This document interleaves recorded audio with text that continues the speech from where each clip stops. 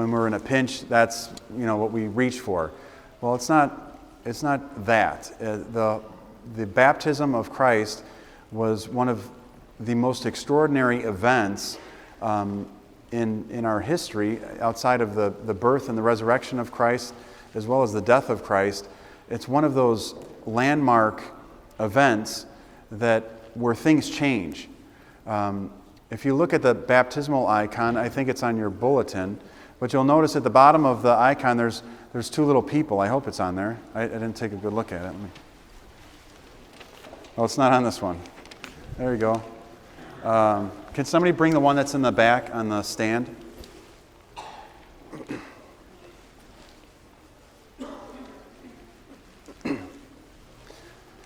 So the prayer, as it was read today, speaks about the Jordan River changing directions. It says, the Jordan saw you. The Jordan saw you and was afraid and changed directions. And this particular icon has in it, with the one you don't have, the one that you have in your bulletin does not, which is these two little figures down here. Right here and right here. You can't, if you're like me, you probably can't see this from way back there, but you'll see that there's two figures in the bottom.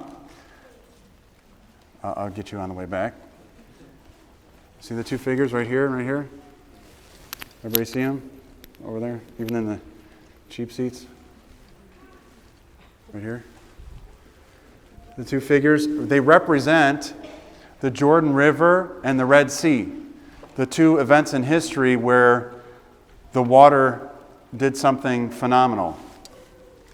The Red Sea is depicted by this person here wearing somebody's lipstick in addition to a red... it's red lipstick though, so it goes, I guess. Wearing red clothing, sitting on a red fish, which represents the Red Sea. And it says right next to it in Greek, thalassa, which means sea. And we know it's the Red Sea because everything in there is depicted red. The Red Sea, as you know, when Moses parted the waters, he parted the Red Sea. They walked through, they were fine, and then when Pharaoh tried to follow them through, the water collapsed on them and killed them. So we see the presence of the changing of the water at the Red Sea. And this one here is called Jordan, O Iordanis. O Iordanis. So the Jordan.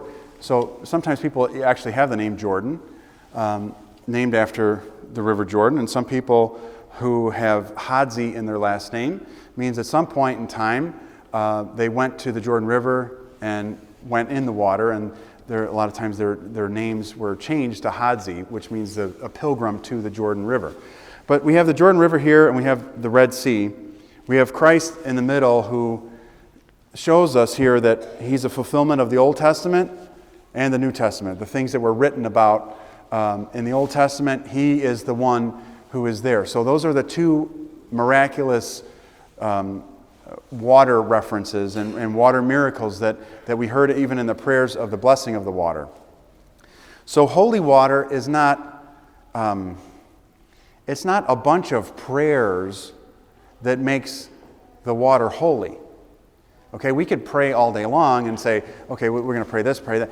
But it's the request of the priest to have Christ descend in the waters as he did in the Jordan. And when Christ descended into the waters in the Jordan, we also know that anyone who went in right after that, they were healed. And we also hear back in the Gospels too about the story of the paralytic who was laying down by the water. You might recall this.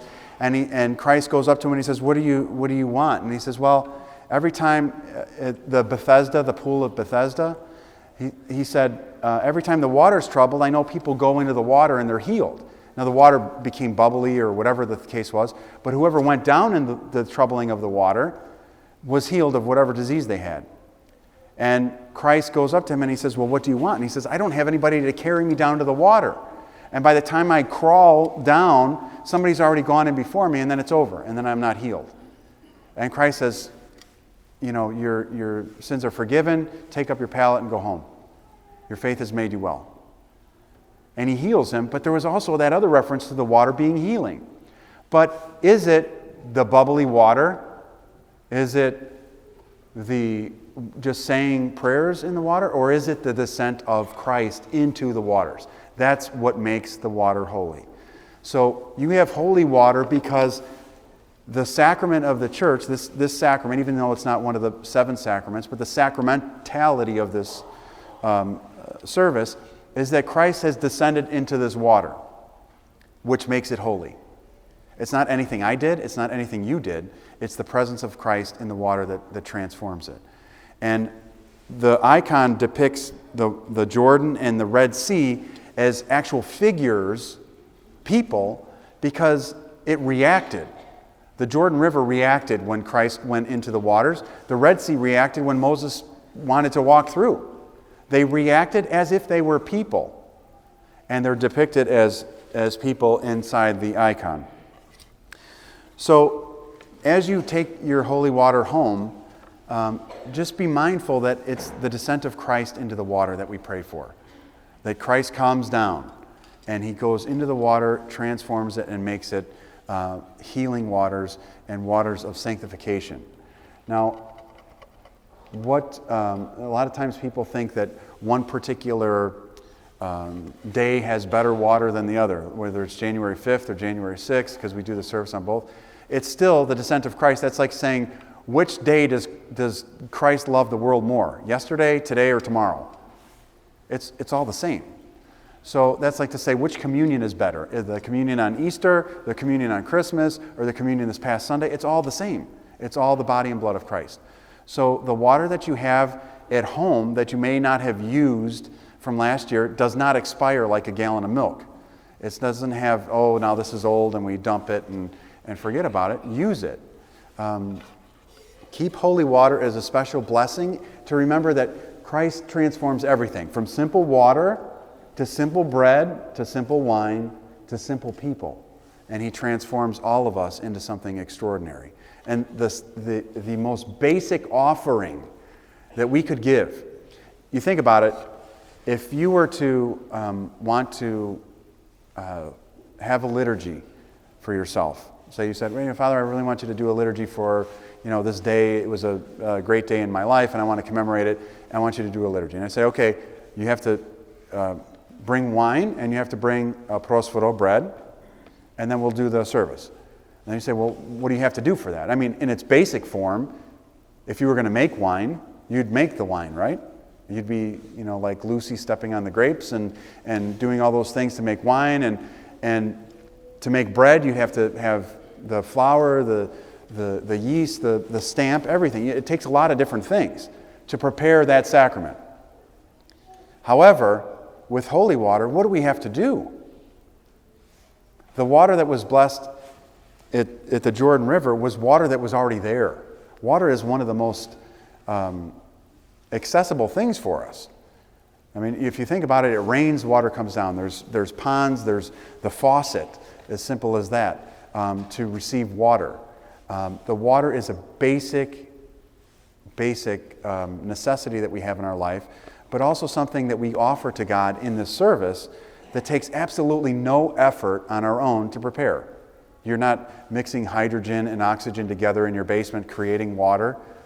You're just providing the water. And in this case, the water is provided by the church facility itself. It's not even something that we have to rely on an offering from you to celebrate. Whereas if we don't have prosphoro bread or wine or things, we have to go out and get them, or somebody has to make them. So think about this service today and the blessing of the water, and remember that the water is to sanctify everything in our home. Everything. Some people say, well, should I not give the water to somebody who's not Orthodox? Or, should they have it? And I remind people, what do you bless with holy water? And I know a lot of you have animals, and that's one of the first things you say. Can you bless my dog? And can you bless my cat? Can you bless my whatever? I mean, you believe me, you have a variety of animals living in your home. It's like the Garden of Eden, some of the houses with the fish and different things. And so if you bless them, why can't you bless anyone or anything? In the early days of the church, there was also prayers for blessing of animals. specifically for animals, because the animals were the livelihood of the farmers. So they would bring their animals to the church to be blessed. And there were special prayers for that too. So use the holy water to have to bless yourselves, to keep some for days when you need special strength and encouragement and endurance to go through your day. And also remember too to bless your home. I'm available to bless your home if you call the office and schedule that. You can call anytime, normal business office hours, and schedule that. But you're also free to bless your home by yourselves too, to take the water and to spray it in your home, because it is Christ's descent into the water that makes it holy. It's Christ throughout your house that makes it holy. But remember this, that the water is not a magic recipe for a bad life. Okay? Listen to what I'm saying.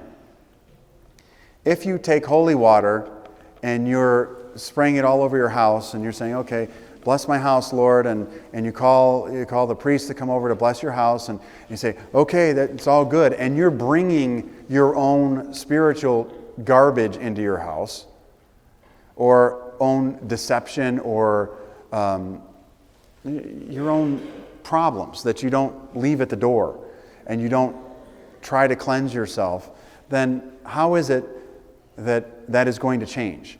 It's like, some of the fathers of the church, or one particular father writes, if you have your house all clean and tidy, and a pig walks through your house, he just walks in the front door, walks around, goes around, and then just walks out again. Even though you might not have touched it, you might not have even seen it, you're going to smell it, right? I mean, think about how many times you've been on a vacation in the car, you're roasting in the car or whatever, and your parents are too cheap to turn on the air conditioner because it kills the gas mileage. You roll down the window, and you're somewhere in Iowa or whatever, and you smell whatever waft of a farm came your way. And you can smell animals before you can even see them, right? And believe me, you can. You smell it, and it's overwhelming. And you say, close the windows, I'd rather be hot than smell that, right? But what's to say that we don't bring that own stench into our own homes by our own behaviors, by things we watch, by things we say, by things we do? So as you bless your home, remember that you also are the steward of your home. You're the tenant of your household, and you're also responsible for keeping it clean. And I don't mean the carpet's clean or no dust on the shelves. I mean spiritually clean, to keep the evil out, to keep the holiness in, and to keep yourselves focused on your spiritual progress and growth. So as you go in your homes today and you take your water, remember it's coupled with you, because Christ descends in the water and changes it, but he also resides within us and changes us. So much more than anything in life. So much more than the animals, so much more than creation, the created world. We are something specific, unique, and very special in God's eyes. He became like us to save us, and he also resides within us. So as you go on this day of the revealing of God at the baptism, remember that we have to couple our lives with prayer, with fasting, with discipline, with obedience, with love for one another, with love for God, and keep ourselves focused so that we can continue to progress in our lives, and that the water that goes into our homes is only added to by the presence of our spiritual growth and our love within our homes that resides within us. Kronia Pala to all of you who celebrate today. I know there's a lot of Fotioses, Fotinis, Theophano, Kronia Pala, Theophania. Where'd she go? There she is over there. You can raise your hand if it's your namesake. And then, oh yeah, over there. Yeah, I didn't see you over there. I should have noticed you got a big, your blue, your bright blue thing on there. So, are you a Fotini, or you're just eager for me to finish? Oh, there you go. And Foti in the back too, right? And also, Saint Theophan is celebrated today, the recluse, and his Theophanis would be his Greek name, even though he's Russian. So his name day is coupled with Epiphany today, or Theophany, Epiphany. Those are kind of interchangeable words, God revealing in that, and God reveals himself by saying, this is my beloved Son with whom I am well pleased, and that's the revelation in Epiphany and Theophany. So a couple things that the Parish Council will pass 2 trays. One is for your normal collection, the second one is for our building, for our mortgage, specifically for mortgage reduction as we have. And then also 2 Parish Council members will be in the back of the church following the service to offer you stewardship cards if you have not filled them out yet. If you say you have one at home and you still haven't filled it out, just take another one. You could fill it out and leave it, seal it up, and return it back to a Parish Council member or drop it off in the main office.